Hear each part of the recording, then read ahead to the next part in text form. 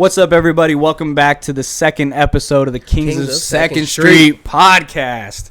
We're really excited that you're here again, and I just want to give a huge thank you from both of us for the support of last episode. It really means a lot that many people cared and wanted to listen to it, and I am super grateful. I know Gabe's grateful that people want to support us on this journey.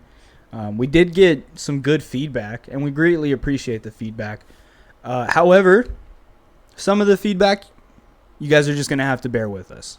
This is, our first run through it all. We had our first episode. This is only episode 2. Don't expect, the most professional podcast you've ever seen yet.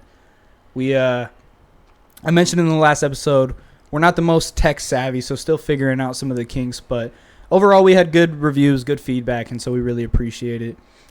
If there's any feedback about the space itself that we're currently in, kind of hold it to yourself, just because this is a temporary space.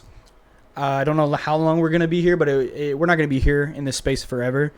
I think we did a great job with the space that we do have, and the limited size of it and what we could manage. But makeshift, yeah. But I think it was good. We have the tailgating chairs, really bring that vibe of we're just casually talking ball. But yeah, if you have anything about the space, just keep that to yourself, just because we won't be able to do anything really about it yet. Make sure you guys like and subscribe.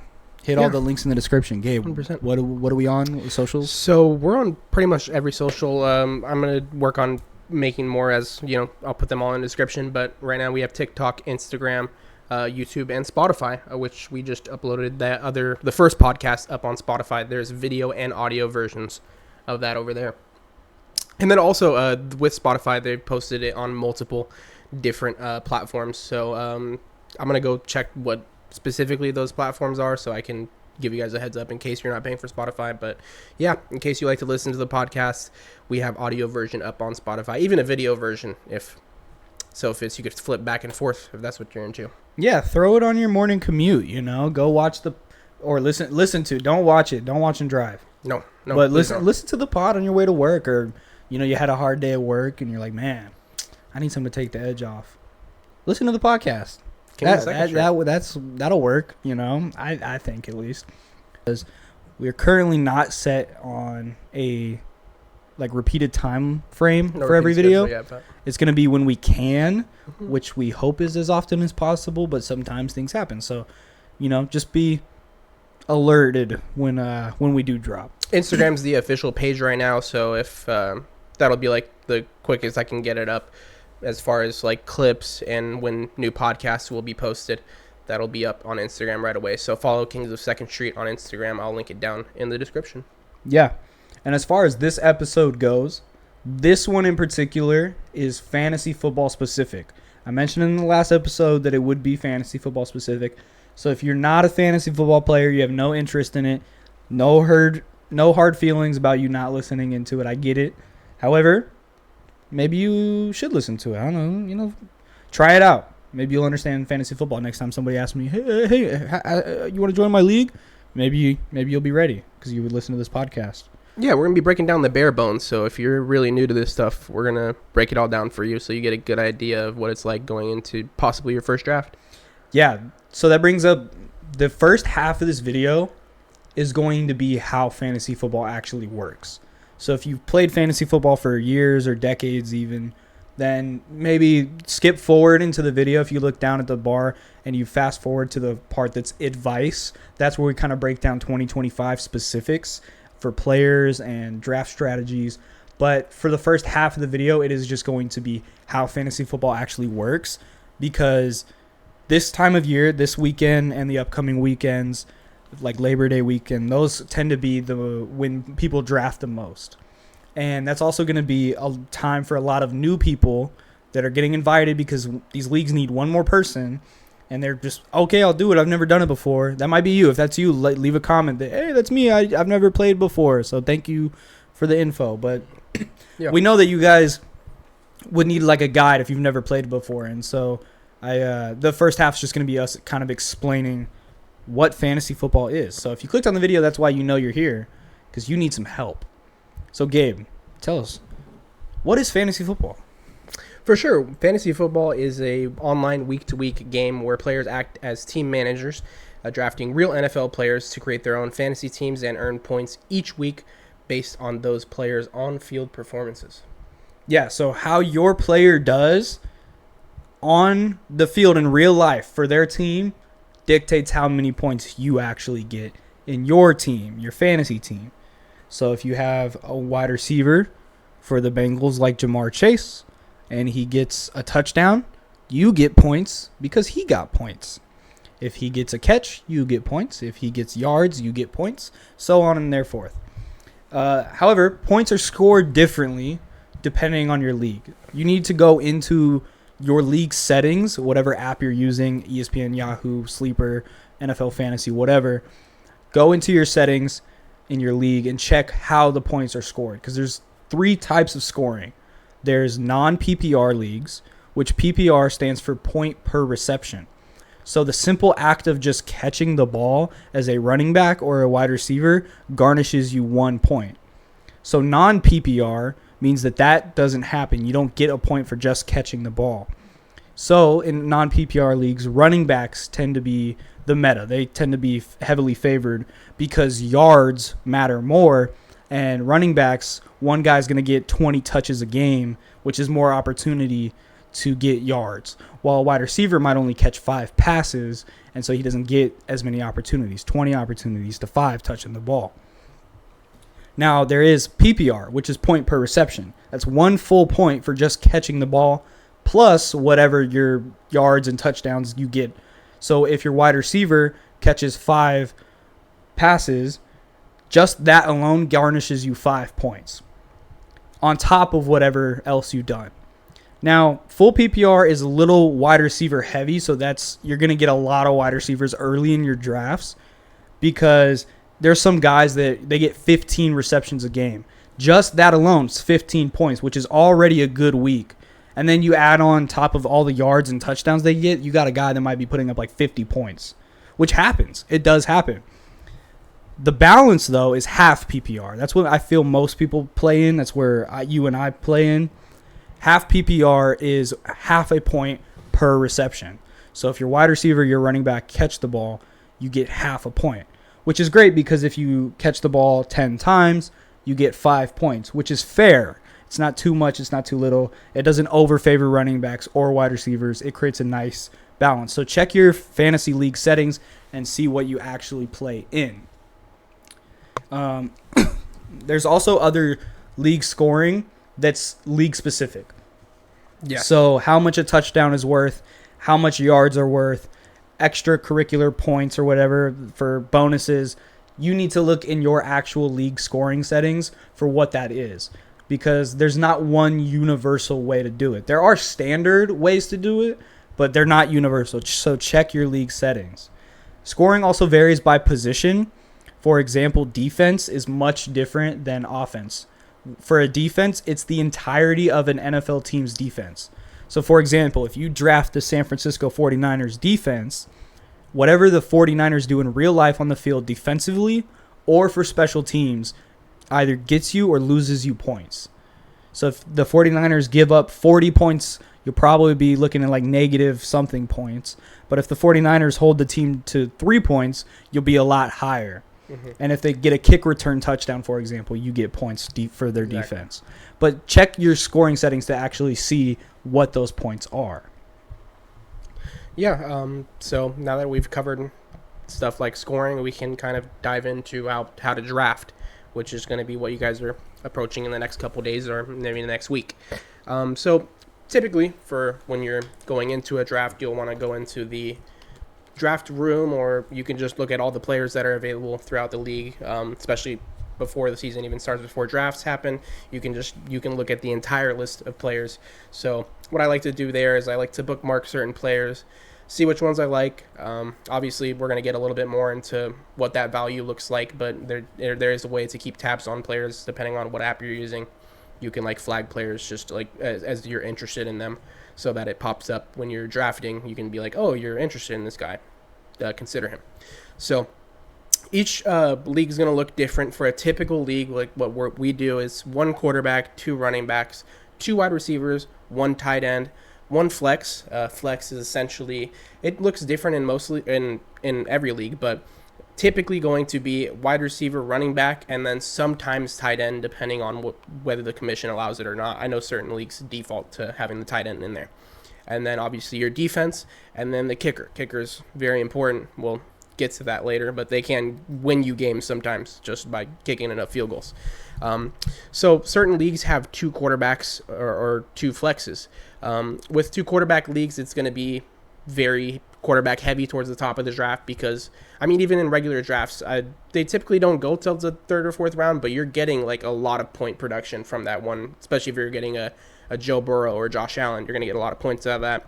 For the 2 QB leagues, you're going to see a lot of quarterbacks go early in the drafts because you're going to be able to use both of those guys every week. They're going to generate you a lot of points. And then for 2 flex leagues, like I said, you're going to choose between wide receiver, running back, tight end. That literally just means you get an extra one of those guys on your team. And then there's also 5 to 6 bench players. Those we typically want to stash. Your extra flex players just get the most value for that week, depending on, if one guy's your starter's facing a very tough defense on the run, you might have a better running back option on the bench. You could go ahead and swap him in. And then there's typically 1 to 2 injured reserve spots, IR spots. So if a guy gets put on IR, you could stash him there. Doesn't count as a roster spot, so you can go to waiver wire and pick up somebody there. Do you want to talk a little bit about the waiver wire? Yeah, before we touch on that, though, just kind of the strategy for what you want on your bench. It depends on your league, but for a traditional league with 1 quarterback and 2 running backs and so on and so forth, like Gabe mentioned, flex players are really good to have on your bench. A backup quarterback is usually good in case your quarterback goes down.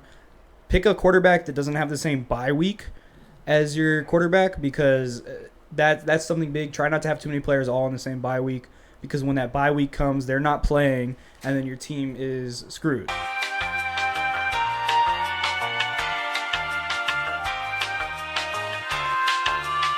Yeah, so make sure that you guys don't have only players on like one specific bye week because that'll mess you up.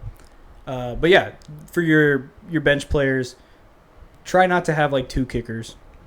Very rarely, unless you have really 2 elite defenses, you don't usually have. Unless you have like the number 1 kicker, like his offense is like really bad in the red zone. He's hitting like 5 field goals a week, and you're like, I know you have a bye, but I really don't want to drop you. You might consider dropping one of your extra flex options if it really like meant hurting your team by dropping that guy. But that's for when the time comes. Don't draft 2 kickers. Don't draft 2 defenses. Yes. That's for later. But that brings up the waiver wire. So the waiver wire is essentially the order of who gets first dibs on players that aren't currently on teams. So if they were recently dropped or they had just played a game, they won't be available for immediate pickup, but they will be available for a waiver wire pickup, which essentially acts as a priority list. So the worst person in your league, like the last place person, is probably going to have a waiver wire priority of number 1, and then so on and so forth. Now, it does shift depending on whether or not they've picked up somebody recently. So if the person with waiver and order priority number 1 picked somebody up, priority number 2 now becomes priority number 1. And it shifts a bunch. It's a little confusing, but you can click on the waiver order priority and you can check yourself where you actually line up against all of your opponents. So the waiver wire is dependent on league position or whether or not that someone had picked somebody up. And that's your way of picking up players. So if a player is like green per se, like good to pick up whenever, you can add them to your team immediately. But if everyone had just played their games, it's Tuesday, and you can't pick anybody up yet until Wednesday, that's when you would set your waiver order. So you can go through the list of guys that'll be free agents that aren't on anybody's fantasy teams, and you can select to add them to your team and who to drop. But that doesn't happen immediately. It has to go through the waiver process. So if someone with a higher priority than you puts the same person into their team, they would have higher chances of getting it. Now, you can set multiple claims for dropping the same person. So let's say I have a tight end on my bench that I never play, and I need to pick up a running back. I can select 2 running backs, like one claim being pick up this person and drop this tight end. And then my next claim can also be pick up another running back and drop that tight end. And then whatever one you prioritize first, you can order them. Whatever one goes through is what will happen. So either your first claim, the running back you really want, gets added to your team and your tight end gets dropped. And then the running back you were going to do second, that he doesn't get added to your team because that waiver already processed. Or let's say the first one, somebody takes that running back with a higher waiver priority, so you get the second running back. And sometimes you don't get either of them because both of those running backs got claimed. So play the waiver wire, be consistent with it. It doesn't have to be a daily thing, but be consistent with it, checking it, because nobody's ever won a fantasy football league without checking the waiver wire, without adding players from the waiver wire. So keep checking the waiver wire.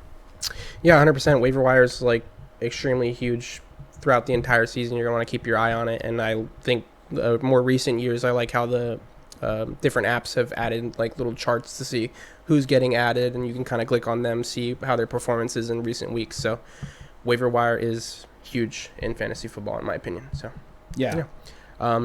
We could talk a little bit about trades now, because this is another big part. Once you get around the half point of the season, I think it's about week 8 of the fantasy season, week 9.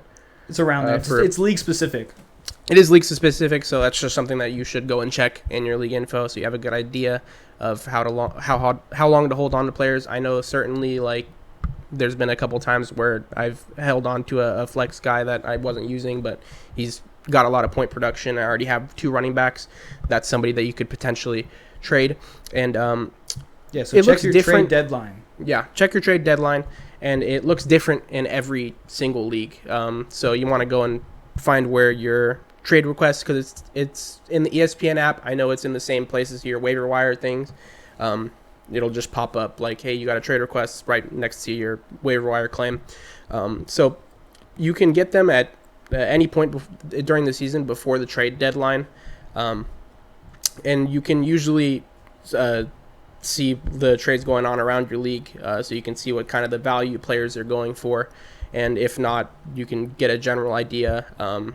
I think we'll go over it a little bit as the podcast goes along, but typically you'll want to find somebody that's of equal or even better value of the player that you're getting. And you can use trades as a way to bolster your team in areas that you need it, and let go of players where you have a little more beef than you might actually need. Like I said, halfway through the season. And then for non-dynasty leagues, so dynasty is a league where you're drafting for the future. It's not just like a redraft where you draft at the beginning of every season. Dynasty is like, it goes for however long the league wants to go for. But you can draft using picks. You can draft rookies. It goes as it should every year. Yeah. If you've never played fantasy football, don't sign up for a dynasty league. No. Or an FAAB league, which is a free agent acquisition budget, which is basically like, it's not real money, it's fictional money, but you have to like bid on certain players and you get a certain amount of money on your team, and you have to bid like, how much is this guy worth? If you've never played fantasy football, do not do those, because those are way too overcomplicated for someone who doesn't know that much about it. Yeah. Even if you know a lot about football, you still probably get a little lost with fantasy leagues that are dynasty or FAAB. And so, for Dynasty, you don't necessarily have to trade for a player. You could trade for a future draft pick. But most leagues are redrafts, which means that after the end of the season, next season's players, your team, it looks completely different. You don't get to keep the guys from year to year. So in a non-Dynasty or a non-FAAB, I'm not sure about all FAABs because some of them are Dynasty or not. But that just means it's player for player. So if I need a running back, Gabe needs a wide receiver, I traded my wide receiver for his running back. That's just how it works. You could trade more players than that, but that's the gist of it. Yeah. Typically want to get the most bang for your buck. Get guys who are producing just about as much as whoever you're about to trade away. So trades, definitely something you want to keep an eye on, but that's just a little tidbit between that and the waiver wire. And we can move on to roster management, which is where you're going to be doing your week-to-week stuff. You know, what is it going to look like? I typically like to set a alarm. It's on Thursday morning because the fantasy week officially starts on Thursdays. Thursday night football goes through till Monday night football. So I like to set a alarm Thursday morning just to remind me to set my lineup in case I have any Thursday night players that I know there's been a couple times where I woke up on Friday, I checked my fantasy, and then I had a player that did really well on Thursday night football was on my bench because I didn't know that they had a game on Thursday. So it's important to know when you have the Thursday night football matchups. And you could set the rest of your lineup by Saturday. Say you have like somebody you found on waivers that you wanted to add to your team. Just make sure to set it by Saturday night so you have the Sunday night games or Sunday games and the Monday night football game ready to go. Yeah, I would always suggest the best days to check are Tuesday, because that's when you can put all in all your waivers. You can put it beforehand, but Tuesday is when you can really put in all your waivers. And then Wednesday, because that'll tell you who you got picked up, and you can set your lineup for Thursday night football. And then make sure your lineups are officially set for Saturday night. I always suggest Sunday morning. Now, that's a lot harder for certain people because the games start at 10 a.m. Pacific time. So if you're our West Coast person and you like to sleep in on Sundays, or maybe you're at church and you're like, I wasn't paying attention to fantasy football, then yeah, like Saturday night, make sure that they're set. But sometimes players are game time decisions. So I like to set it literally like 9:55 a.m. on Sunday morning so that I'm like, I know that everyone is going. Yeah. And I'm ready for that. But, just at least Saturday night. So we mentioned Tuesday is the start of the new week for fantasy football. So Monday night football is the last game of the week, barring anything crazy like COVID year. But Monday night football is the final game of the week. And after that you can see who all won. The league will process all the winners and losers on Tuesday. And that'll be the official start of the new week. And you can start picking up and going through the waiver for players that you want to add. Now, Gabe mentioned the IR, the injured reserve. It's how many spots you have are league specific. It's usually 1 or 2, but the injured reserve are for players that actually got hurt but are looking to come back before the season ends and you want to keep. So, for example, if you have a running back that, dislocated his shoulder and he'll be back in 4 weeks, you can put him on the injured reserve.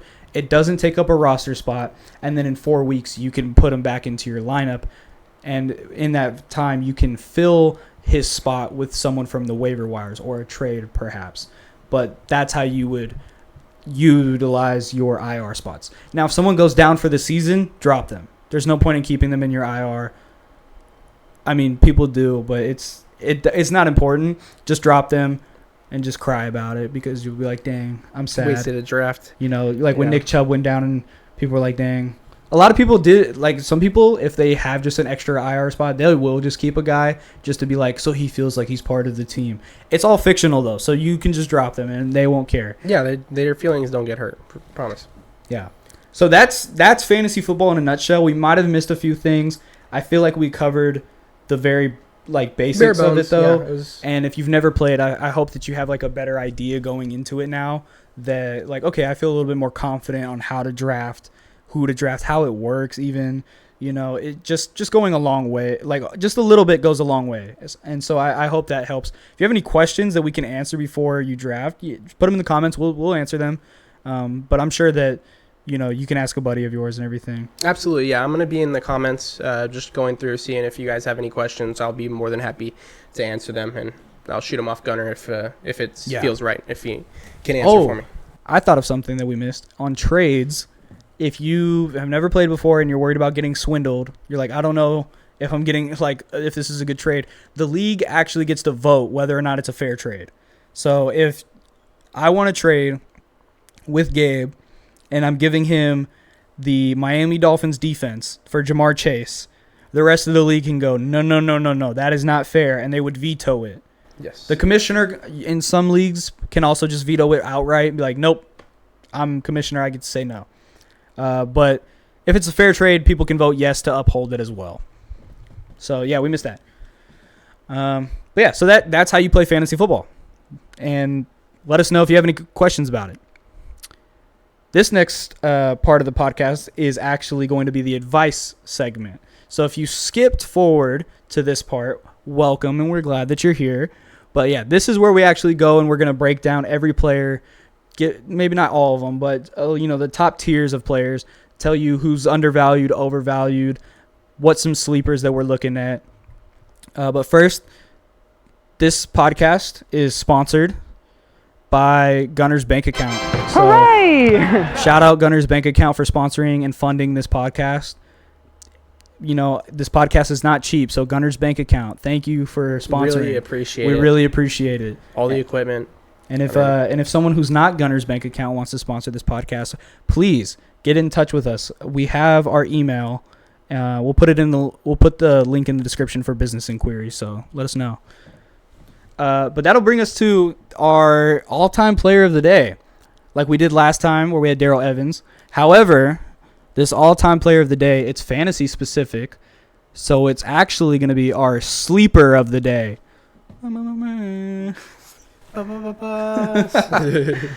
So our sleeper of the day is wide receiver number 0 for the Buffalo Bills, Keon Coleman. Now, he's a pretty well-known name in the fantasy world. However, I don't know why, but when you look at the rankings for fantasy players this season, Keon Coleman is listed as 122nd overall. He's valued to go in the 8th round, and he's wide receiver 49. The 49th best wide receiver? I don't believe that. So that's my sleeper, because wide receiver 49 for Keon Coleman is way too undervalued. Keon Coleman, he's listed as wide receiver 2 right now for the Buffalo Bills, and the only receiver in front of him is Khalil Shakir, which Khalil Shakir is good, but by no means is he like one of the top talents in the league. And so that Keon Coleman is not going to be like completely outshined. He had the same amount of touchdowns as Khalil Shakir last year. They both had 4, and he had 500 plus yards, and Khalil Shakir had like 800. So Keon Coleman's vying. He's right there. He's almost wide receiver 1. And if Khalil Shakir is wide receiver number 1, then whoever's cornerback 2 is going to be on Keon Coleman. So he's not even being guarded by the best of the best. He's being guarded by the second hand. And now that Amari Cooper's gone for the Buffalo Bills, they don't have him anymore. The Buffalo Bills have a huge pass-heavy offense, right? James Cook is a stud. Shout out on the new contract. But the Buffalo Bills have a huge pass-heavy offense, and Josh Allen is MVP numbers every year. So expect Keon Coleman to take his fair share of that. He'll probably get at least a third of whatever Josh Allen does, which is in itself going to be really good in the terms of fantasy.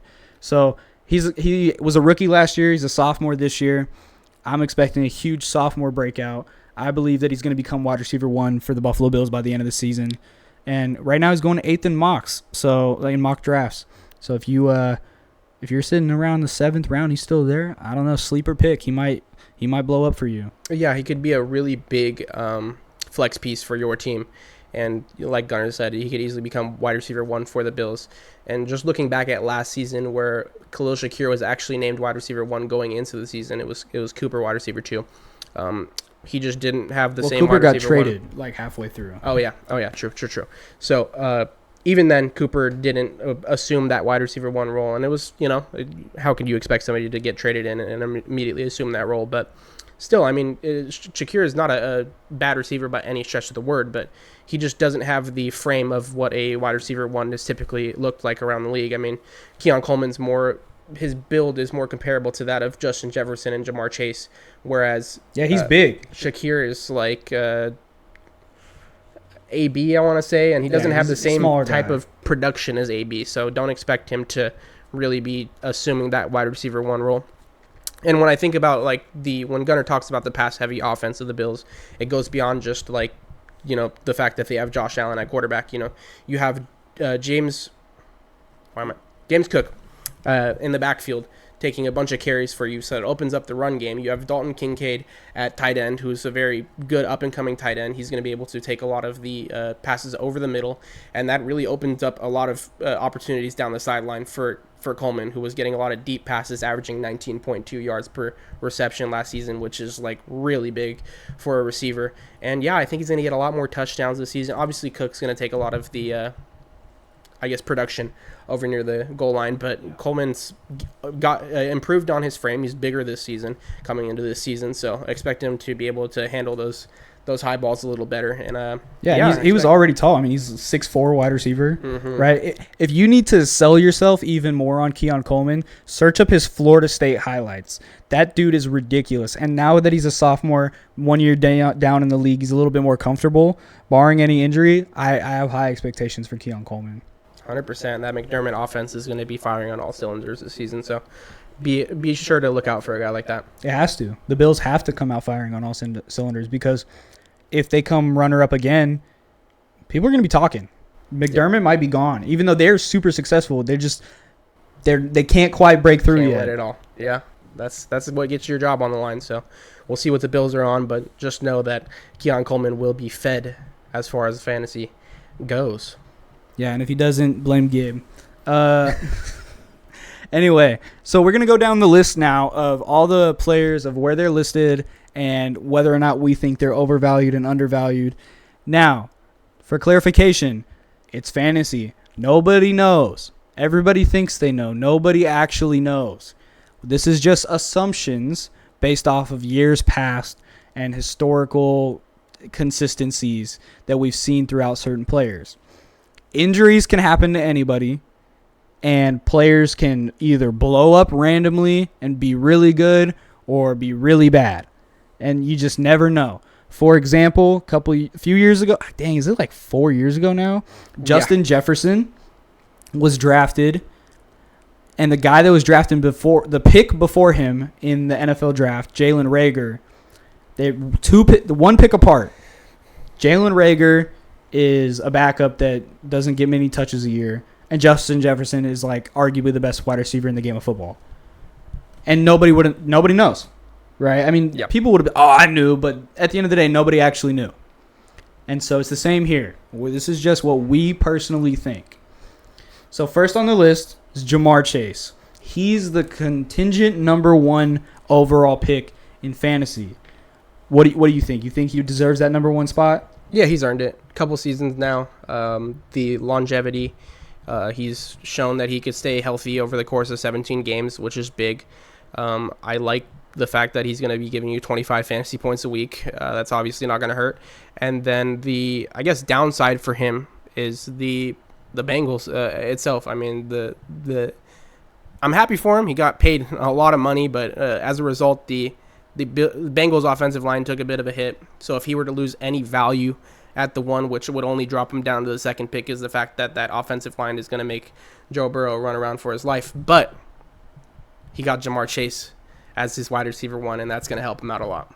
Yeah, I think it helps too. The Bengals have really good wide receivers outside of T. Higgins. Chase. They have T. Higgins, and they have I can never pronounce it, but it's like Iovesa. Oh yeah, Andres. Yeah, I know what you're talking about. Andres Iovasa or whatever. Yeah, something like that. He so they can spread out the ball, and that'll open up Ja'Marr Chase, because now they got to worry about some other guys too. I think if you have a half PPR or a full PPR, he's definitely the number 1 pick. If you're a non-PPR, I do worry about that offensive line, and I would probably lean Bijan Robinson or Saquon Barkley, which those are listed as the number 2 and number 3. Saquon Barkley's number 3, and Bijan Robinson's number 2. And these are interchangeable in my opinion. Yeah, I think honestly like put them either way. Bijan could boom. Like the I mean, he was going off last year, boom. But now he has an actual okay, we know who the quarterback is. We don't have to guess about it. Who's going to be? We don't have to guess who's going to be. I feel like they're going to be getting pretty consistent production from Penix. But with that being said, I still have to take Saquon too, because of the value in best offensive line in the league.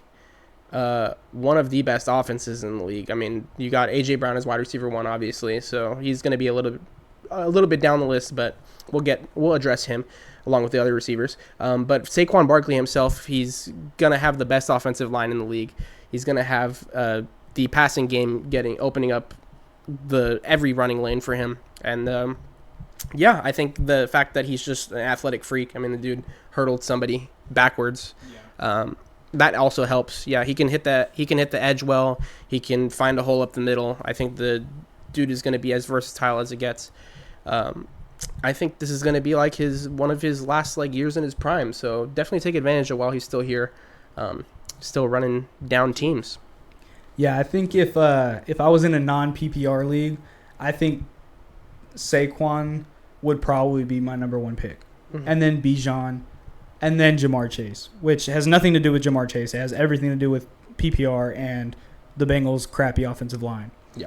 But I think it's fair to have Ja'Marr Chase listed at 1 in all of the half PPRs and PPRs, and Bijan and Saquon at the 2. Now this one, number 4 through 6, I feel like are so interchangeable. Very interchangeable. So 4 is CeeDee Lamb, 5 is Jahmyr Gibbs, and 6 is Justin Jefferson. Now personally, I don't know if CeeDee Lamb deserves the 4th spot. I like CeeDee Lamb. I think he's an amazing wide receiver, and I think Dak Prescott gets a lot of hate that he might not deserve. He's pretty consistent. I mean, over 4,000 yards and under 10 interceptions. I mean, who wouldn't want that? That's really impressive. And so I have high hopes with that. I don't have high hopes for new coaches, though. And the Cowboys just got a new head coach. I have no idea how that offense is going to look. Now, he was the offensive coordinator for the Cowboys, so maybe he does open it up a little bit. So CeeDee Lamb could go high. But at the end of the day, you just don't know. It'll be tough. I'm a big believer in being able to mix it up. If you can run the ball well, you're going to be able to pass the ball well and vice versa. I'm not too sure how that Cowboys running game is going to look, if that's going to open it up as much as it could. But regardless, you're going to have CeeDee Lamb and George Pickens. I think those are 2 good weapons for Dak. But you also have to take consideration it's a good second weapon in Pickens. That's why a lot of other receivers fall down the board, is because they have a second option in that offense that's going to be taking away some of that love. So, in my opinion, if we're going to talk 4 through 6, I put Lamb towards the back end of that. I'd take probably Gibbs with that 4 slot. I think Gibbs has an insane amount of value. He is the number 1 option in that Lions offense, and yeah, talk about firing on all cylinders. They do it the best, in my opinion, of any team. Just because I feel like they've shaped that offense really well around Jared Goff, and that allows both the passing game to work really well, but then it also allows Jahmyr Gibbs, who is in the context even of a PPR league, he gets quite a few receptions for a running back. Yeah. So I'd put him at the 4 slot, and then Jefferson as the 5. I mean, the dude's shown that he can play with any quarterback. My bad if you want to talk a little bit more about Jahmyr. No, you're good. But I think that Justin Jefferson has extreme value because he's shown that he could play with any single quarterback, which is really big considering the Vikings never really have some consistency back there. Although I think they're going to have some consistency this year. Is McCarthy been named? So McCarthy's going to be named QB1. I think they're going to have some consistency there. They're obviously going to build that chemistry. So expect another good year for Justin Jefferson. I think he's going to be a PPR demon. The dude runs every route well, whatever you ask him to. So Justin Jefferson, I would slot him in at the 5. And then CeeDee, I don't think CeeDee by any means is a bad 6 pick. I just don't value him higher than those 2 guys. I think if there's going to be the same offensive coordinator as last season, CeeDee showed a lot of production in that offense. They'll figure out how to do it again. I just can't see valuing him above Jahmyr Gibbs or Justin Jefferson. Yeah, I was just going to say, if you take any of those guys at 4, I think everyone goes, yeah, that's respectable. Just different draft strategies. Yeah. Now, in a non-PPR, Jahmyr Gibbs, 100% at that 4, because he's just lights out, going to get you more points in a non-PPR. But in a PPR, CeeDee Lamb does get a lot of catches. So if you're full PPR, I understand CeeDee Lamb at the 4. I do. Half PPR, me personally, I would go Justin Jefferson because, hey, I'll be the first to admit when I'm wrong. I thought J.J. McCarthy was not going to be very good coming out of college because I thought he was just getting carried by an elite, team at Michigan, which, I think that with a lot of quarterbacks coming out of college, it's very rare where you get a Joe Burrow who's on an elite team and he still comes out and he's a dog in the NFL. A lot of the guys you get are Stetson Bennett's, right, where you're like, wow, this guy's on a national championship. I mean, he won 2 national championships. Dude's like a perennial backup forever. And that's just the way it goes for most people, is that they're not going to be like this. So I didn't have high hopes for J.J. McCarthy.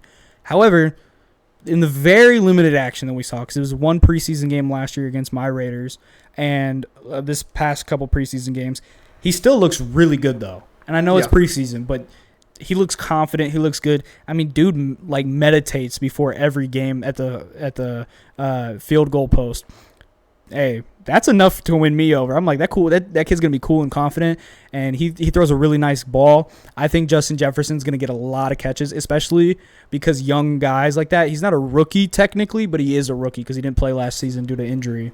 Yeah. I think rookies love to just throw up to their number one receiver. Whoever they establish as that guy, they just throw it up because they're like, I don't know what to do. I'm scrambling, throw it up. And thankfully he has Addison as a backup, but I mean, wide receiver suspension with Addison though. Oh, suspension, true. So yeah, Jefferson's going to be in all the love to start the season. I think that McCarthy, when I think about it, that almost like gives him more value because looking at how those types of quarterbacks develop, you can lack athleticism in the league, but you got to be very good with your decision making. You got to be quick with it. And I think with being in a organization where you have what's their head coach's name? Why am I forgetting it now? But great B-Flow, great Brian Flores, a great defensive coordinator.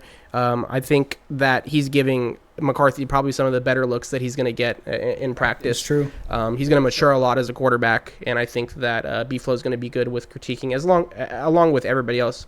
I can't imagine what it's like having Justin Jefferson as your wide receiver one. Yeah, and Kevin O'Connell, the head coach. He's the quarterback whisperer. Yeah, so he's getting all the looks, whatever he needs to hear. I'm sure McCarthy's maturing well, and expect Jefferson to. Yeah, they had Josh really McCown on staff. Actually, I don't know if he's still there, but they had him as like their quarterbacks coach, which is great. I mean, Josh McCown's, Hall of Fame backup. Yeah, that's the way to put it. He's not a Hall of Famer, but he was a consistent enough to be a backup forever. Yeah. So, and those guys, they might not have all the talent in the world, but the reason why they're still a backup is because they have all the knowledge in the world. They're just like the guy that you can bounce off of in the quarterback room. So, I think he's in a really good position. I like Justin Jefferson more than Jameer and CeeDee Lamb just because coaching changes with Cowboys and the Lions. I mean, they lost Ben Johnson. Detroit Lions lost Ben Johnson. I don't know what that looks like for them. And it doesn't matter what happens with Jefferson's offense. He's going to figure out how to get it done. So there's consistency there, I will say. Now, picks 7 through 11, this is where it starts to get tricky. I think 7 is Derrick Henry. I think that's the last pick where you're like, yeah, that's surefire right there.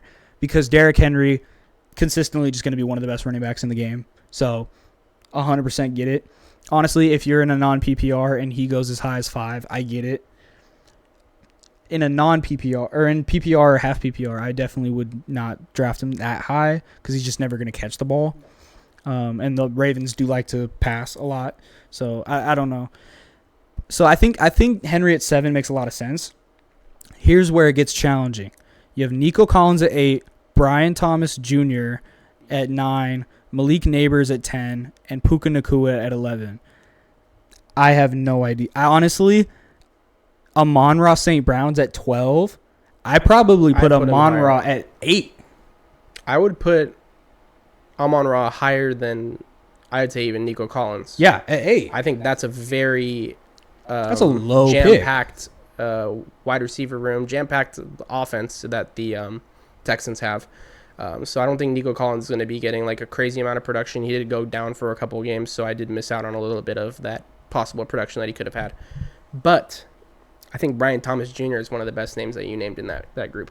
Yeah, he's sneaky. He's going to be sneaky good. I mean, he could have been offensive rookie of the year if it wasn't for Brock Bowers and Malik Neighbors. He was so slept on just because those two were so good.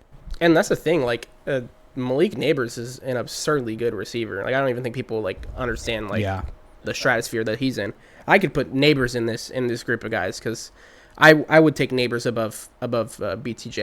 Yeah, honestly, what I would do, 7 Derrick Henry, I like. Yes. However, I don't know. It depends. For me personally, I think Malik Neighbors at 7, and then Amon-Ra at 8, Derrick Henry at 9. This is because I just think non-PPR.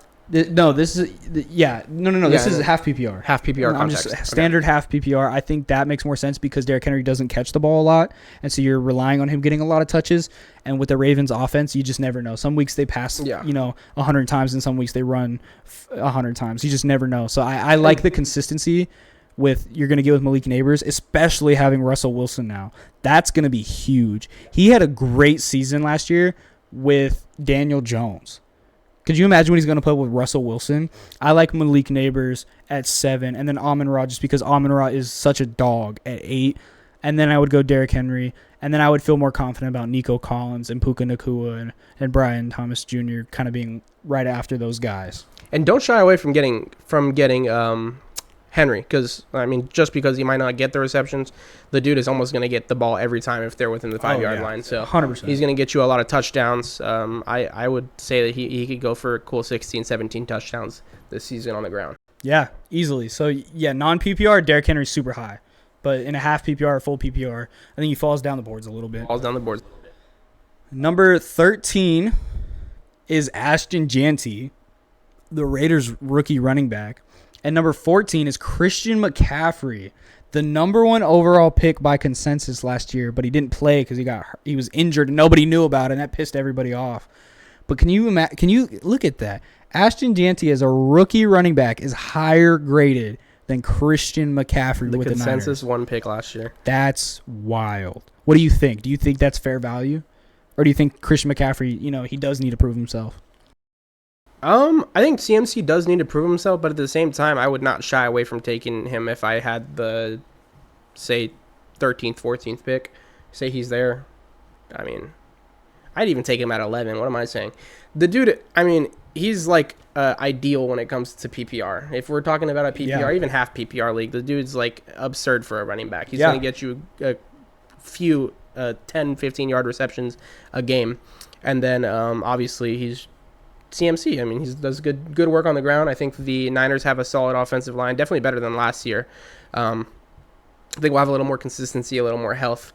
And then, obviously, CMC is going to have a little more health himself because as somebody who chose him first overall last year, it was a rough year. I'll just say that. But I think CMC has a lot of value. I'm not too sure where Jeanty ranks as far as reception. How is he as a receiving back? I don't know because he's a rookie. Nobody knows. Nobody really knows. But I will say he's probably not going to be check down guy. Check down guy is going to be Brock Bowers, 100%. Especially with Geno Smith at quarterback. He loves his tight ends. Brock Bowers is going to be the safety valve, not Jeanty. He'll be there, but I don't think he'll be the safety valve. Okay. But I still think Jeanty is going to get insane production, right? I don't know what it's going to look like, but I mean, in a Pete Carroll offense, that dude's going to get insane production. Pete Carroll's always ran the ball a lot. And, except for when it mattered the most. But he's always ran the ball a lot. And so I think Jeanty gets a lot of production. Honestly, proven entity, you could pick McCaffrey over Jeanty. Health-wise, you pick Jeanty over McCaffrey. Do they belong right there? I don't know. I mean, honestly, I'd have more faith in, like, Jonathan Taylor, who's listed at 15. Or Josh Jacobs, who's listed at 18th. I have more like faith in their consistency, especially with Daniel Jones being the quarterback in Indiana now, or Indianapolis. I don't think that they're going to be a super pass-heavy team. And so I kind of like Jonathan Taylor right there. If you go Taylor at 13, I respect that. But I don't know. Christian McCaffrey and Jeanty might be overvalued, in my opinion. And I'm saying that as a Raiders fan. Rookies are so hard to tell. Yeah. Because you can have a Malik Neighbors, Brian Thomas Jr., Justin Jefferson type season, or you cannot even get close. You just have no clue. I think he will be really good. Everyone's hoping he's going to be Offensive Rookie of the Year, but he might be a little overvalued. If you get him at like 15, though, that's a great pick. Yeah, that's fair.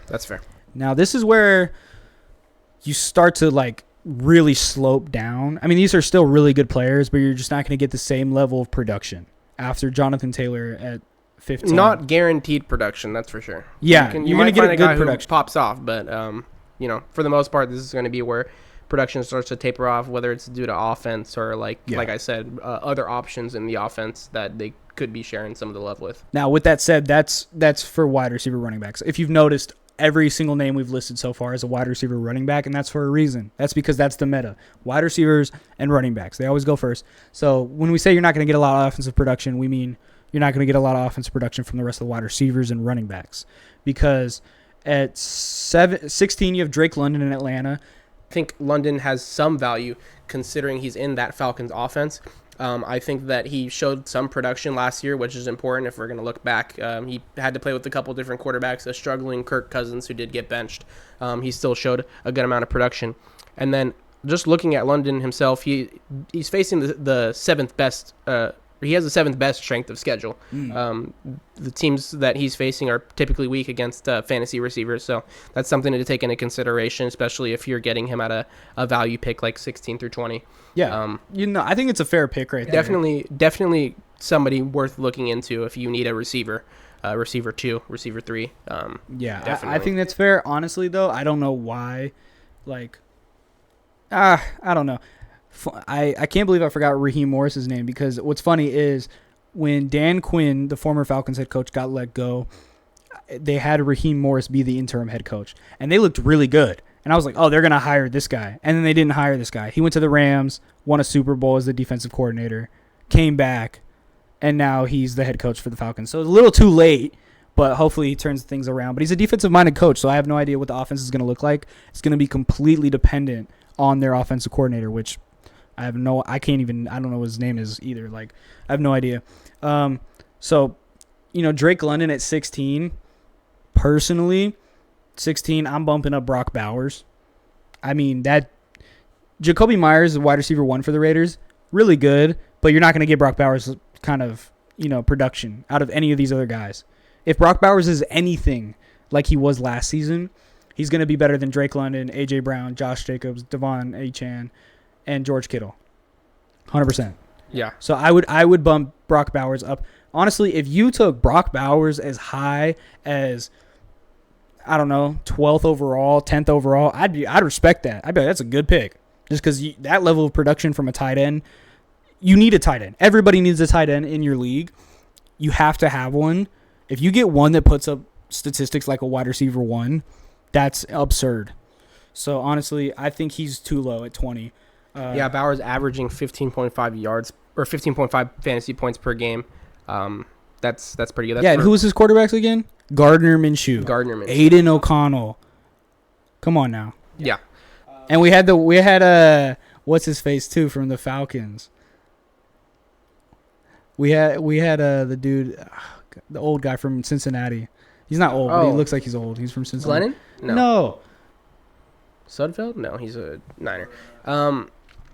But I think Bowers has solid value. The only thing I wonder with him is how those linebacker cores, how those guys will adjust.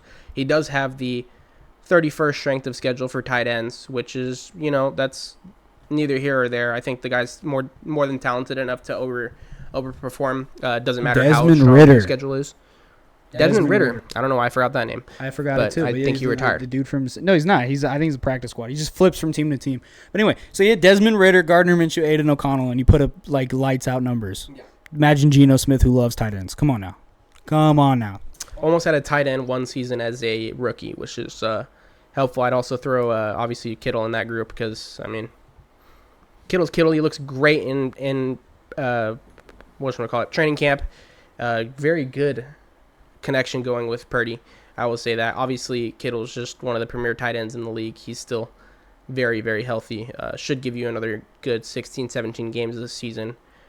Good PPR value. He's one of the better PPR tight ends. And Brock gets a Bowers. lot of catches. Gets a lot of catches. They are the safety valves. I that's why I would rate Bowers higher, because he's going to be the safety valve for the Raiders. They don't really have another option, but when you look at the Niners, they don't really have too many options to go around. So I'd say the Niners and Raiders are actually very comparable this year. There's not really a lot of weapons in the wide receiver room. Our wide receiver 1 going into the season is Ricky Pearsall, and the wide receiver 1 for the Raiders going into the season is Jacoby Myers. The only thing with the Niners is that wide receiver room is going to change throughout the season. You're going to get Brandon Ayuk back. Demarcus Robinson will take away some of the production from Pearsall. But, I think Bowers is going to be crazy value.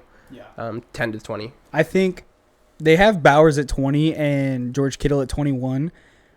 I think if the wide receiver room with the Niners was healthier, I think there'd be a bigger gap. I think that Brock Bowers would be higher and George Kittle would be lower, just because there's going to be more targets to go around. But considering the only, face that Brock Purdy's seen consistently is George Kittle, because Pearsall missed games, and then, you know, bro got shot at one point. Like, the only consistent face right now that's healthy is George Kittle. Yeah. And so if he will be the wide receiver 1 as a tight end. So I think that's a fair value if you pick him up a little bit higher than 20. But I think around 20, 21 is a good spot for him. Now, A.J. Brown at 17, Josh Jacobs at 18, Achane at 19. I don't know. I think A.J. Brown and Josh Jacobs is sitting where they are. I think that's fair. I don't know about Achane just because they don't even know if he's going to start week 1. Yeah, there's a little uncertainty around that. So I think he drops down the boards a little bit. I think you don't get him until round 3, late round 3, honestly. Really? I mean, he's super high production, but I think people are scared to have what happened with Christian McCaffrey last year, where it's, he'll be good by week 2, and then he just never plays. So until you get more of a firm diagnosis, which if you're drafting this week, you're not going to get, but if you're drafting in a couple weeks, maybe. But I don't know. I would have Achane a little bit lower. Now, this is their tier 4 guys. 22 through 30. You have Bucky Irving, Ladd McConkey, Kyron Williams, and then you start hitting quarterbacks. You get Josh Allen, Lamar Jackson, Chase Brown, T. Higgins, Mike Evans, and Trey McBride. Honestly, these guys are all going to be interchangeable, and it's really just going to depend on where who got drafted where. So if you go wide receiver in the first round, you're probably not taking, T. Higgins here, right? You're probably going to take Kyron Williams or Bucky Irvin. But if you went running back, you're probably going to want to grab, Ladd McConkey or T. Higgins. So it really is just depending on whatever you grabbed in the first round. And I don't know. So that'd be second round. This is almost like third round now. This is like third round. This is third, fourth round. Yeah, so it really just depends on what you grab in the first 2 rounds. That's what usually happens is in like the third or fourth round, it's really just dependent on whatever you already have, right? If you grabbed a wide receiver and a tight end, you need a running back. You're going to take whatever running back's available. If you win a running back and a wide receiver, you're going to take maybe another wide receiver and try to get a late tight end, or maybe get one of the better tight ends like a Trey McBride. Like if Trey McBride went at 22 because the person in front of him had a wide receiver and a running back, I would understand it. So it's really just dependent on wherever. But to just quickly go through this list, I think Josh Allen listed as the best quarterback makes sense. Lamar Jackson, QB2 makes sense. I don't think that needs to be changed. I think those are good values. Jaden Daniels, QB3, fantastic. That's good value. At 32, I mean, if you really get him there, that's great value right there. Overvalued, I think Tyreek Hill. They have him listed at 31. I think that's an overvalue. Tyreek Hill can put up crazy numbers, but the Dolphins are so up in the air sometimes. Yeah, definitely inconsistent as far as the offenses around the league goes. That's in part due to Tua's ability to stay healthy. Obviously, he's struggling a bit with finding the way to slide and avoid those concussions. So if he can do that, I think you're gonna find a lot of consistency. Even like looking at a guy like Achane, he's struggled to stay on the field himself. So definitely not the most value for your pick. Hill struggled a lot with their backup quarterback. Cannot remember his name, but definitely not somebody that you're looking to take as much. Tyreek Hill in previous years was going very high in the draft. Yeah, he was going like third overall. I think now he's the 4th round pick. I think that's fair. I think undervalue is T. Higgins and Chase Brown, right? They have them listed at 27 and 28. They actually have Chase Brown listed at 27 and over T. Higgins. I think those are good values just because the Bengals offense is absurd. I mean, their offensive line is so bad, but their offense production is so good. Yeah. And so I think those guys are undervalued. To get in round 3 a T. Higgins or a Chase Brown, I think you're looking at some really good value there. T. Higgins gets a lot. Like if they're facing a guy like Pat Surtain covering Jamar Chase, T. Higgins gets a lot of love on those days. Definitely a very good option. Regardless, I mean the Bills or the Bengals throw the ball like 25 to 35 times a game. So you're try like 50. That's like how many completions they get. They're attempting 50 times a game. So I think you get a lot of value with those Cincinnati guys. That offense moves a lot. I think another guy that I would consider undervalued is Jackson Smith in Jigba. He's 34 right here on Fantasy Pros. That is wide receiver 1 for the Seahawks, and that's notable because Sam Darnold is their quarterback now. Is Cooper Kupp number 1? Is he? No, Jackson Smith and Jigba is number one. However, that's why he's undervalued. Is because Cooper Kupp is there. Yeah. If he wasn't there, it'd be like, this is the only target we have. Yeah. But because Cooper Kupp is there, he's a little undervalued. However, I actually think that helps him more because now they actually do have to focus on two wide receivers. Yeah. You can't just double team Jackson Smith and Jigba. And Cooper Kupp's so knowledgeable, and they have pretty similar characteristics. It's not like one of them's like 6'7", and the 6'7", and the other one's like 5'10". They're both like 6 foot tall or whatever, and similar builds. So I think Cooper Kupp's going to really help him on his route running, getting open, how to just find an open spot. I think Jackson Smith and Jigba is super undervalued here. They'll work really well together, because at 34, getting a wide receiver one stuff. Yeah, and you got two receivers who can go over the middle, cover those less than 20-yard passes, hit out routes and stuff. They're gonna have to focus on a little more closer to the line of scrimmage for sure. Yeah, I think he's super undervalued. James Cook, 33, that's a great pick. I mean, dude just got a contract extension.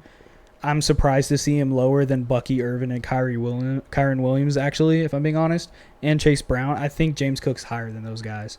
He was super consistent last year. Good receiving back. Surprisingly good receiving back. Especially just he's not doing anything complicated with his routes. A little swing route, little out route, just something simple for Josh Allen to check down to. And he's the running back. He can fight for extra yards. Get you that PPR and go get you 10 yards. Yeah. I think that's extreme value. I think Bucky Irving, I don't really have him rated as high. He would probably switch spots with Cook for me. I think Kyren can kind of stay around there. I think he's very valuable in terms of like a receiving back. And then obviously the Rams offense is very good. I think their offensive line's good too. So just having that, you have obviously Matt Stafford behind the helm. He knows how to run that offense very well. McVay has worked with Williams for 4 seasons now. I think he just got his contract, so I think he's entering his 4th season. I think Williams has a lot of value there, just because he's a solid receiving back, and the Rams offense is very solid. This might be a hot take. I don't know if I'm touching a Ram this season, if I'm being honest. Really? Yeah, just because there's so much speculation about Matthew Stafford's like back and whether or not he's healthy. He's getting a lot older now. I have no idea. I like Kyren Williams a lot. I think he's a great running back. If Stafford goes down at any point, that offense collapses. Yeah. So I don't know about Puka Nacua. That's scary. Devontae Adams rated really high. Anyway, yeah, Puka Nacua is way too high. Thank you for reminding me, Gunner. Yeah, I actually completely forgot about that back injury. I mean that's going to cause a lot of problems for the Rams, especially week 8 on. You start taking those hits as a quarterback. You're going to feel it in your back a lot more. Yeah, so. I cannot trust Matthew Stafford to stay healthy this season just because he's going into the season with an injury. You never want to draft a guy that's going into the season with an injury, to be honest. If you do, maybe it pans out, but it's really hard. That's why I was so low on Achane. I think he's an amazing running back, but dude, those injuries only get worse. Yeah. The more hits you take, the worse they get. So honestly, Puka Nacua, I'm not grabbing. Devontae Adams, I'm not grabbing. Great receivers, but dude, their backup quarterback, what is Stetson Bennett? I'm not going to trust him to throw to those guys. Oh no, Jimmy Garoppolo. Jimmy Garoppolo's their backup. That's right. No, he's not going to run the offense the same way that Stafford can. And I mean, it's not like they're physically that much different. I don't think Stafford can move that much more than Garoppolo, but it comes down to the decision making. Jimmy does not have the qualities that Stafford has as far as quarterback goes. Yeah, I'm just not high on the Rams this year. I agree. But if anybody's going to figure it out, it'll be Sean McVay. So some guys to look at, I would definitely take other names like a Chase Brown if I was choosing between him and a Kyren Williams. Yeah. Okay, tier 5, they have these guys listed. You got Jalen Hurts as QB4. I think that's fair. I mean, those goal line tush pushes are going to give him points every single week, so that's completely valid. That got on the nerves of a lot of Saquon owners last year. Is the tush push, the little tush push, yeah. Man, they almost banned it. That would have been crazy. Dude, if they banned the tush push, Jalen Hurts might be like QB8. Like that, he would drop by like 4 spots. Eagles' offense might look a lot different because they don't have. That's like their safety foul. I think the only guy that would like it is Saquon. Saquon because he would get more touches. Yeah. So yeah, he would be like consensus number 1 pick if the tush push got banned. Yeah, and then this part. So you got Garrett Wilson at 37. I think that's fair. I don't know. I mean, it's hard to say with their quarterback situation. Yeah, Justin Fields. I don't know. Like, good quarterback, bad quarterback. We don't know yet. He hasn't had consistency, so I don't know. But I think Garrett Wilson at 37 is fair value. Although Kenneth Walker III, this is complicated. I don't know the value of Kenneth Walker III, genuinely, because he has moments where this guy is running back 3, like one running back 2. He's so good. However, the Seahawks, they don't use him too much. They like to use Zach Charbonnet, the backup running back. But he's not even really a backup running back. It's more just like a dual threat running back situation where they have 2 running backs. Because Zach Charbonnet, he has such good fantasy output too. And it's so weird because Kenneth Walker and Zach Charbonnet put out like essentially the same amount of fantasy output. And it's almost at the cost of each other. Yeah. Right? Where Zach Charbonnet is not doing as good because Kenneth Walker's doing so good. And Kenneth Walker's not doing so good because Zach Charbonnet is doing so good. So, honestly, I think Kenneth Walker's drafted a little too high here at 38. Not due to his player. It's really just due to the fact that the Seahawks might literally have a 3-headed running back there. And he might just only get like 10 touches a game at best. But I could be completely wrong on that. I love this 39th pick, though. Omarion Hampton with the Chargers. That's a steal. Yeah. That's a sleeper. I mean, honestly, the gap between Omarion Hampton and Ashton Jeanty is not that high, in my opinion. I mean, if you're doing a dynasty draft, those guys are 1 and 2. So the fact that he is separated by like 20 picks is crazy value. Yeah. I mean, if you've been following any of the Chargers training camp, you'll see that this kid's like blowing up. I mean, he looks fantastic. Obviously, the Chargers line isn't as good, but I think with the offense around him, he'll be able to show out a bit. I think Herbert's... I know a lot of people like to talk smack about Herbert, but the dude's a solid quarterback.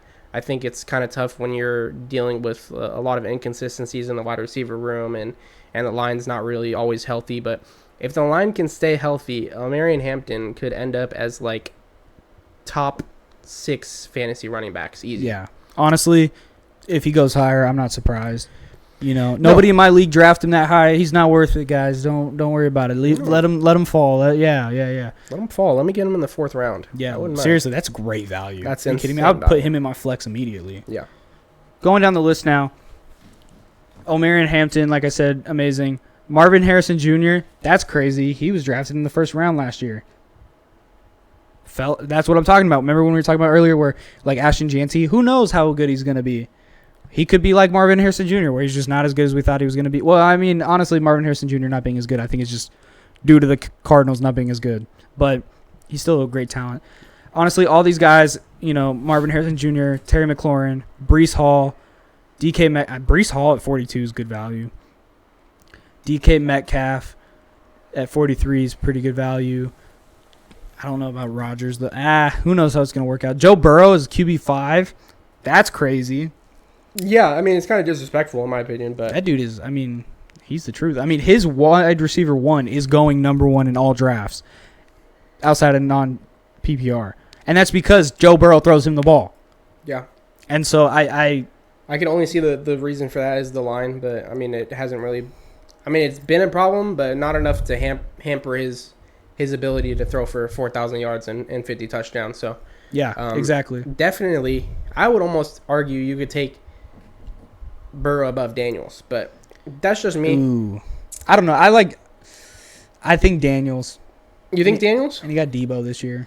They got Debo, but he's still... I don't expect him to be amazing, but I think it's another weapon at least. Yeah. What's going on with McLaurin? Did they have they moved along with their They don't want to trade him. Talks, or they don't want to trade him. If McLaurin's not there, I take Burrow, but if McLaurin's there, I take Daniels. Fair enough. And then you have Chuba Hubbard, James Conner, Jameson Williams. I think those are all fair, good value guys. Alvin Kamara at 48, that's really just because the talent around him is so bad. Him and Chris Olave, the wide receiver for the Saints, amazing. Quarterback situation, bad. I don't think offensive line is very good. Lord, they're going to be last. They're going to be one of the worst teams in the league, the Saints. So good value, maybe. Good players, not good team. Yeah. Might be a bright spot on a really bad team, though.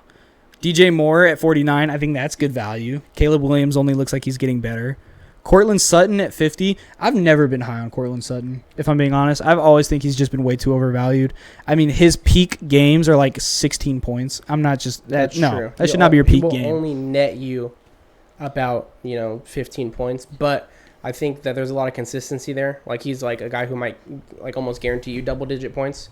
Yeah, that's the thing. But he always gets you just like. But it 10. won't be like he's not gonna boom. He's not gonna give you like the 25+ point weeks, which are like super huge in certain fantasy weeks. But I think that if you're talking about a flex guy, if you're like a fringe flex guy, fringe starter, Courtland Sutton definitely got to look into because Bo Nix is a dog. That's why I think that. Yeah, that's fair. Travion Henderson, another rookie running back. No idea what kind of performance he's gonna put up. I think he's looked solid in preseason. Yeah, that's true, but you just have no idea. You never know. You never know how it's going to. I think that's good value though, because rookie running backs tend to be a little fresher than some of the other guys, and so they can go.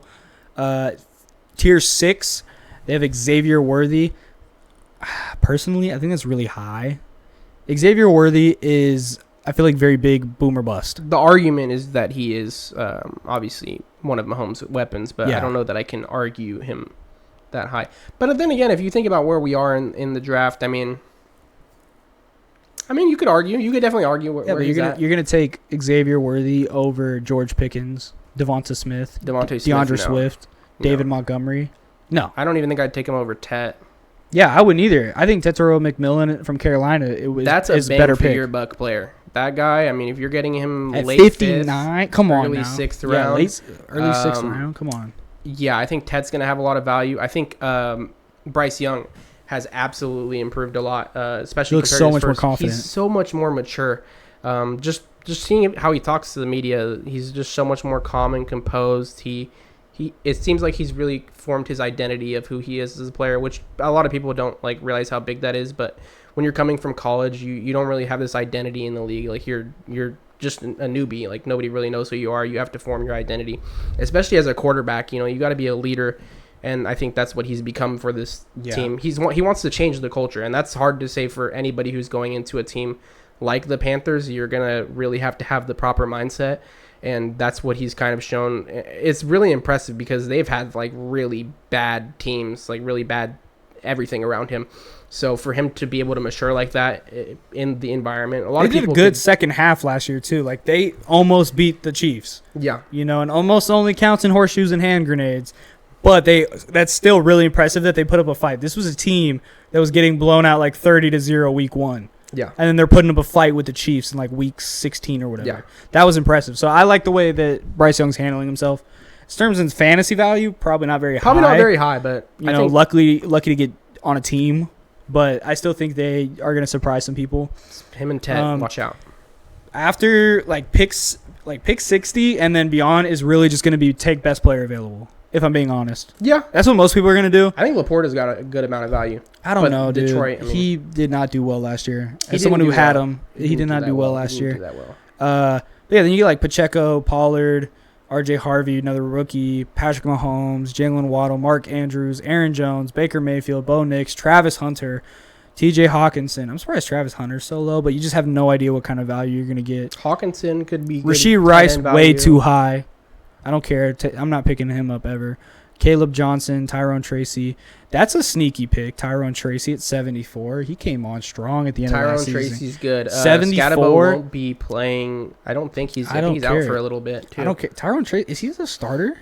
Yeah, he's running back 1 for New York Jets. That's great value. That's good value. That's great value. That's Tyrone Tracy. Remember that. Early 7th round. I think the only thing they're trying to argue is that Scatabo might take away some of the value, but when you think about it, I mean, Scatabo, I don't even think he's going to be available week 1, and even that it's going to take him some time to get worked into the offense, especially when you got a guy like Russell Wilson coming in. Yeah. You're going to be like, I want the running back who did well last season, who already knows the system, already knows the coach. Let me get this guy behind me. And well, it's crazy that they can value Tyrone Tracy, so much lower. RB28. Than because Cam Scatabo is going to take away production when Kenneth Walker's so high and Zach Charbonnet takes away half his production. So that's what I'm saying. Yeah. So Tyrone Tracy, I think I like that pick a lot. And then you get to like Kyler Murray at QB9, that's good. Roma Dunze. Who knows?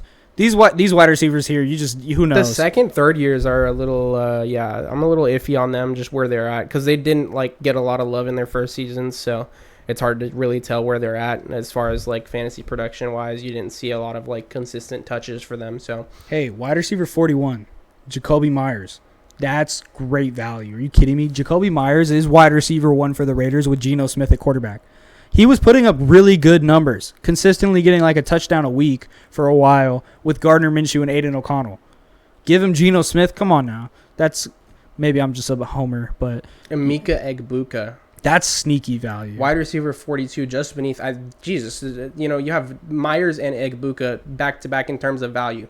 But I think these guys could be way higher on the list. I think 100%. Egbuka has a lot of talent. I trust them over Jawan Jennings. Yeah. Or Deebo Samuel, and those are guys rated higher. Jordan Addison's not even playing the first 3 games or 4 games, and he's listed at 84, and Jacoby Myers and Egbuka are listed at 95 and 97. Yeah, so... What? Come on, guys. Crazy value. Let's not just take these at face value. Let's look into these a bit. I mean, Egbuka, obviously, from the Ohio State tree of receivers, every single one of those guys has just shown to be a dog. So yeah, I think that's a lot of value. You have Baker. This is Swagalicious Baker. I mean, the guy's at peaking in aura right now. I mean, the guy, coming from being doubted all his career. Any single anybody who's a sports criticist was going to be doubting Baker Mayfield. Obviously, Stephen A. Smith, one of the main faces to be doing so, but he's really settled into that QB1 role over in Tampa Bay, and I think that he's going to be able to instill a lot of confidence and faith in Emeka Egbuka as his wide receiver 3. Heck yeah. Let's see. And then you get to the hundreds. Stephon Diggs, that's good value at 98. Tyler Warren. I really like Tyler Warren, tight end for Indianapolis Colts. Out of Penn State, Drew Aller's favorite target, got targeted 100 times a game. But he's got Daniel Jones throwing him the ball. So, I don't know. I wouldn't touch him just because of that. But I think you gave him a better quarterback, he would be great. Past the hundreds, best player available. All the way down the board. Best player available. Matthew Golden, good name. CJ Stroud at QB 19 is too low. Chris Godwin, a solid name. I mean, I don't know when he's going to become, what week he's going to be fully ready to go. But CJ Stroud, QB 19. That's crazy. That's disrespectful. That's so disrespectful. He's lower than Drake May. So is Jordan Love. They're lower than Drake May and Caleb Williams and Jared Goff. Come on now. Put some respect. Coleman. Put some respect on 122. That's so low, dude. 122. So low. Bill. For context, running back for the Washington Commanders, Ja'Cory Croskett. Where is it? Krosky Merritt. Ja'Cory Krosky Merritt. He goes by Bill. He wants everybody to know he goes by Bill. Bill Krosky Merritt. That's tough. BCM. That was hard. All right.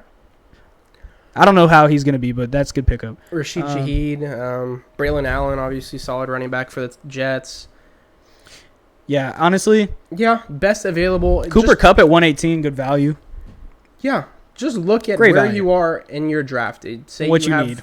2 wide receivers. You could use an extra running back. I think Nick Chubb for the Texans. Chubb's going to be extremely slept on. I'm going to Well, they have Mixon too, so it's tough. But he bounce back here, hopefully. Chubb gets those. In my opinion, Chubb gets the goal line carries. I don't know. Joe Mixon is a kind of a power back. When it's surprising. He doesn't have that kind of build, but he's a dog at the goal line. I can see a lot of value down there. But regardless, Jerome Ford, is he Cleveland's RB1? No. I don't think. No. They have Quinshon Judkins. Yes, they have Judkins. He's on here. But let's see. Put some respect on my boy CJ Stroud. Pastor 7. I saw someone call him that. Pastor 7. That's tough. That's his official nickname. Byshul Tootin. Yeah, Byshul Tootin. You be what? He be Tootin. Yeah, so whatever you go. I'm going to go really far down the list, and I'm going to just do sneaky picks. Okay. Sneaky picks. I'm going, let's see. Quentin Johns. Jack Besh. Not going to give you a lot of fantasy value right away. End of the season, he might. He might be a jump ball threat for Geno Smith towards the end of the season. Keep that name in your back pocket, Jack Besh. Okay. Draft him? Probably not, though. Probably not.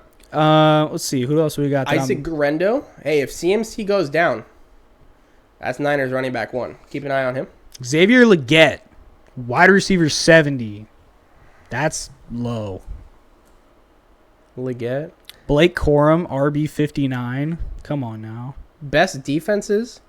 Vikings, B-Flows heading that defense. Philadelphia Eagles, Dude, obviously. Like 5 sacks a game, bro. Yeah, it's crazy when you got B-Flow heading your defense. And then Broncos, obviously, PS2, reigning defensive player of the year. One of the premier cornerbacks in the league. One of the best guys I've seen have to cover a receiver. Yeah, I think the Broncos defense is going to be defense special teams 1 going into this season. All right, well, that's pretty much all the advice we have. I know most of it was pretty much just regurgitating whatever's on, the rankings already, which you could look up. But if you cared for our 2 cents, that's what it was. Draft strategy, PPR, wide receivers, non-PPR, running backs, half, go balance, whatever is best available. 2 quarterbacks, go quarterback heavy. Don't pick a defense until like at least the maybe 12th round if you get like the best defense that's like going to consistently be good like the Vikings. But other than that, like 14th round and then last round, 15th, go like kicker. That's what I usually do. Unless you want to get like one of the best kickers in like the 14th or 13th. But personally, really I don't think the value's like that high enough. And kickers are just so, I don't know. Kickers' value, you only really see like by week 3 or 4 when those offenses really start to play out. If their red zone offense isn't there, then those kickers usually start to Yeah, that's your draft strategy. Because kickers, it's not the best kicker. Because like for years, Justin Tucker was the best kicker. But now, but at the end of the day, the Ravens offense would score too many touchdowns. So it was like, it doesn't matter. He's the best. You need the guy that's like, the team's going to march down the field and then collapse once they get to the 20-yard line. He's going to hit a 50-yard field goal every time. That's like 7 points. Exactly. As soon as they get down to like the 30-yard line and they're like, well, we can't go any past this, then that's the kicker you need. So I don't know, Jaguars maybe. Jaguars kicker, definitely a guy to look out for. Cowboys, that's been the history with Brandon Aubrey. It's just the Cowboys can't score a touchdown, so they go kick a field goal. Daniel Carlson had a down year last year. You know who loves field goals? Pete Carroll. Pete Carroll's going to kick a lot of field goals. We're going to get down to the 30-yard line. It's going to be 4th and 2. And he's like, field goal. Yes, sir. Don't go for it. Field goal every time. So that's who we think. Sleeper of the day. Remember, Keon Coleman. Remember that name. He's going to go off this year, and everyone's going to be like, wow, those two were right. Why didn't I believe them? I should have drafted Keon Coleman. Unless you're in my league. Then don't draft him. What's wrong with you? Don't do that. What's wrong with him and O'Marion Hampton, don't draft them. No, terrible players. Horrible. Yeah. Anyway, thank you so much for watching the video. That's going to be it for our very first ever edition of Fantasy Football Draftacular Info, whatever we want to call it. By way of Kings of 2nd Street. By way of Kings of 2nd Street. There you go. Shout out. Thank you guys so much. Make sure you hit the like and subscribe button. Turn on the notification bell so that you never miss an episode. And follow us on all our social medias. The link is going to be in the description. Thank you guys so much. Best of luck with your drafts. Fortune cookie time. It's fortune cookie time. It's fortune cookie time. Look at fortune cookie. This time brought to you by Panda Express Chinese Kitchen. I didn't know that was the full name. I actually didn't either. Panda Express Chinese Kitchen. Panda Express. All right, fortune cookie time. And for all my ASMR people. Oh, yeah. Get a good earful of that. All right, now this is the fortune for all of us.